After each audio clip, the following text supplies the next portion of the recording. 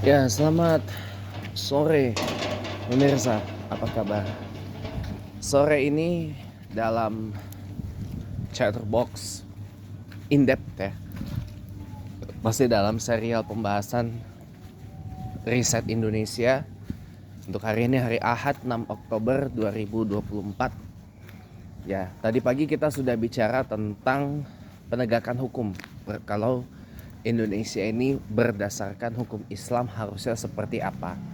Ya, harusnya memang dari awal kalau memang yang namanya korupsi, kolusi, nepotisme, penyalahgunaan jabatan, kemudian narkoba, prostitusi, perzinahan, ya, LGBTQ mau hilang dari Indonesia, ya memang salah satu cara, satu-satunya cara adalah dengan kita menerapkan hukum Islam di negara kita ini. Kita menerapkan apa yang kemudian disebut qisas dalam bernegara kita di Indonesia ini. Ada di dalam Al-Quran surah Al-Baqarah ayat 178 itu. Ya ayyuhallazina amanu, yang awalnya kayak gini bunyinya. Ya ayyuhallazina amanu kutiba alaikumul qisas ilal akhir. Itu jelas ya. Karena hukum agama Allah, hukum Islam ini memang sudah sangat sempurna, sudah perfect kalau dibandingkan dengan hukum-hukum bikinan manusia gitu loh. Orang korupsi, orang maling, potong tangan. Orang berzina, ya, hamil di luar nikah, cambuk. Ya, orang bergaul, nikah, suka sama jenis, rajam, bong gitu. Ya, rajam, zina, rajam, cambuk, pang gitu. Ya, bahkan bisa dipenggal juga kalau memang sudah bikin resah negara. Bikin resah negara, penggal pala, pancung, pang gitu. Harusnya seperti itu. Negara apa? Kalau pengen Indonesia ini menjadi negara yang bebas dari KKN. Jadi selain diterapkan hukum ya konun jinayah ya, hukum pidana dan perdata Islam ya, hukum Islam ya, atau konun lah ya istilahnya, konun, tapi kita juga harus tegas dalam penerapan hukumnya, harus adil.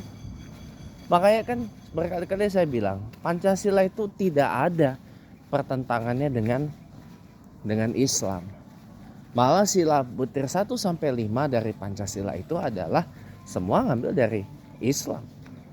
Ya, akan tetapi peranan MPR sebagai Majelis Syuro memang belum maksimal.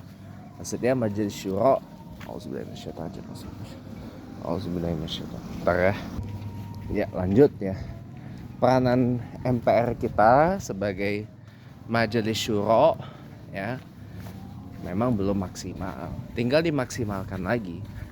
Ya, karena dalam Islam itu pengambilan keputusan dan pemberian nasihat kepada pemimpin negara, kepada kepala pemerintahan maupun kepala negara itu harus dilakukan dengan cara musyawarah dan juga mufakat gitu.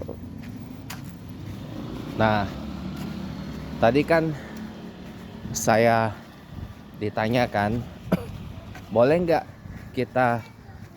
nggak saya menghargai ke orang yang beragama atau berkeyakinan lain.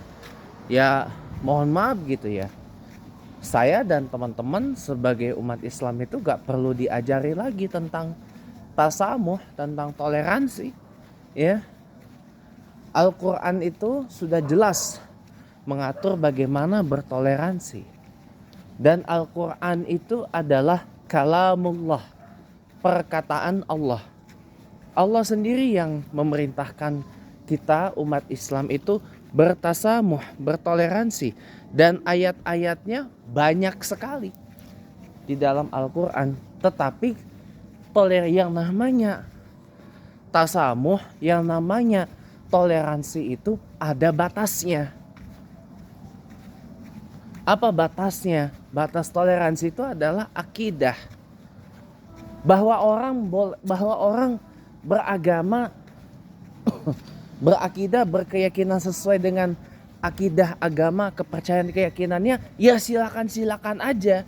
Tapi kita umat Islam dengan akidah Islam harus berani mengatakan bahwa akidah kita adalah la ilaha illallah Muhammadur Rasulullah. Saya diomongin seperti itu di grup WA Jakarta Menyala, asuhan Bung Gama Andrea yang dukung paslon gubernur, wakil gubernur Jakarta 2024-2029, Bapak Pramono Anung dan Bapak Haji Rano Karno. Ya, saya dibilang gitu sama teman saya, Budatin Yuda namanya.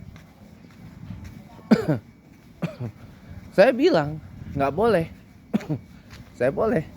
Saya bilang buat gua inna dina indallahil Islam itu adalah harga mati. Al-Quran surah Al-Imran ayat 19, bahwa sesungguhnya agama yang dibenarkan di sisi Allah dan diridhoi oleh Allah hanyalah Islam. Titik, gak pakai koma.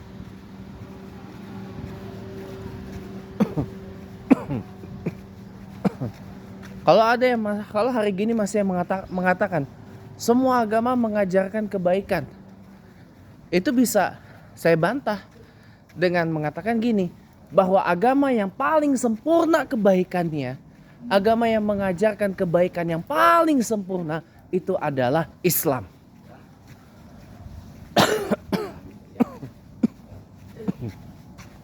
Bahkan Allah sampai mengatakan kepada Nabi Muhammad dalam Quran surah Al-Hajj ayat 78, ikutilah agama leluhur nenek moyangmu, Nabiullah Ibrahim alaihissalam. Apa namanya? Islam, muslimun, ajarannya, agamanya. Ya kan? Bahwa apa namanya? Ada mobil ya. Bahwa apa namanya? Ajaran agama yang paling baik, yang terbaik dari semuanya, yang mengajarkan kebaikan yang paling hakiki adalah Islam.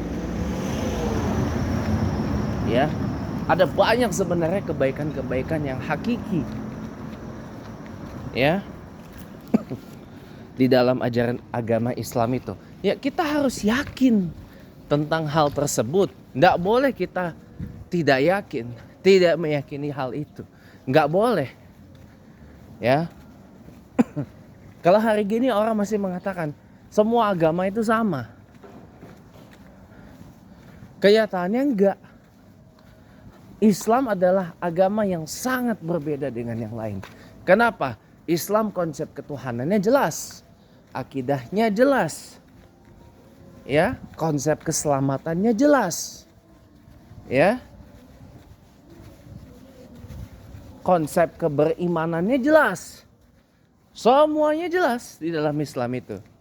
Ya, cara beribadahnya pun jelas. Kenapa? Karena agama Islam, dinul Islam ini adalah agama yang diajarkan langsung oleh Allah Subhanahu wa taala kepada para nabi, disebawakan oleh semua nabi. Dari mulai Nabiullah Adam alaihissalam sampai Nabiullah Isa, sampai Nabiullah Muhammad sallallahu alaihi wasallam, termasuk Nabiullah Isa ibnu Maryam alaihissalam yang disalah konsepkan sebagai Tuhan oleh tetangga sebelah.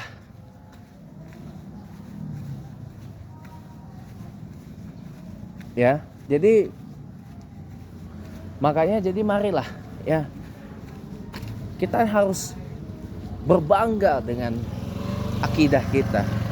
Ya, toleransi itu hal yang wajib bagi umat Islam. Lakum dinukum waliyadin itu berlaku. Lakum akidatikum walana akodatina.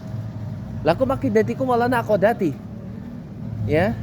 Lakum imanakum walana amanina. Lakum imanik wala imani.